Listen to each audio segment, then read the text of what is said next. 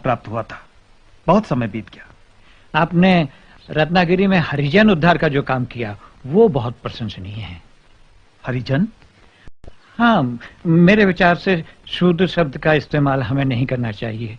उसकी जगह हरिजन कहना ठीक है। हरिजन तो हम सभी हैं। उन्हें वापस लाने की कोई जरूरत नहीं है। उन्हें वापस आना भी नहीं चाहिए।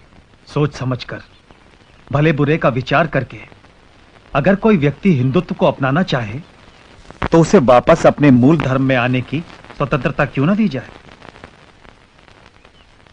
हमारे धर्म के लोग कुछ ऐसी परिस्थितियों में घिर गए हैं कि दूसरे धर्मों के अनुयायी उन्हें अपने बराबर आने का लालच देकर धर्म परिवर्तन पर मजबूर कर देते हैं। इसीलिए मैं कहता हूं, जिन प्रथाओं ने हमारे बीच ऊंच नीच का भाव लाया है, अब उनका कोई उपयोग नहीं है।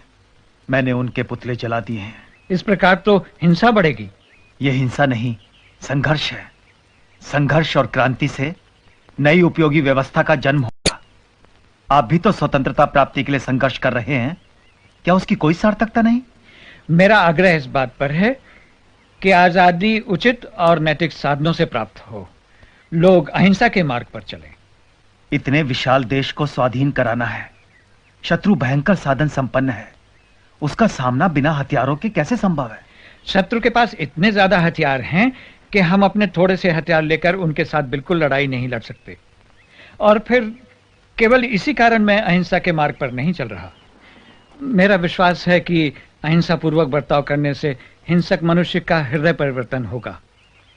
यदि एक गाल पर तमाचा खाने के बाद हम दूसरा गाल पेश करेंगे तो हमें दूसरे तमाचे के स्थान पर स्नेह मिलेगा। आपकी बात मनुष्यों के संबंध में सच हो सकती है, परंतु राक्षसों और पशुओं से ऐसी अपेक्षा नहीं की जा सकती। जिन हत्यारों ने जलियांवाला बाग में सैकड़ों निर्दोष निरपराध लोगों को गोलियों से भून डाला, उन्हें दूसरा अवसर नहीं दिया जा सकता। श्री कृष्ण को अंत में कंस और शिशुपाल का वध करना ही पड़ा। देश की रक्षा के लिए सेनाएं तो चाहिए। संपूर्ण अहिंसा का लक्ष्य असंभव है।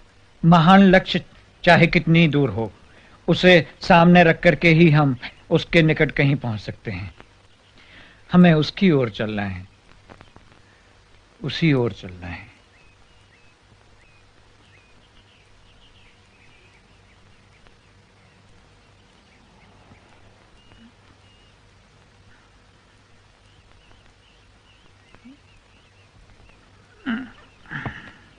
मुझे लगता है हम कई बातों में एक दूसरे से सहमत नहीं हैं, परंतु सावरकर, मुझे इतना अधिकार तो है कि अहिंसा का प्रयोग करूं। अपने निजी प्रयोग के तराजू में पूरे राष्ट्र को रखने से पहले राष्ट्र के हित और अहित की बात जरूर सोच लेनी चाहिए। मुझे आशा है हम फिर मिलेंगे और बातें करेंगे।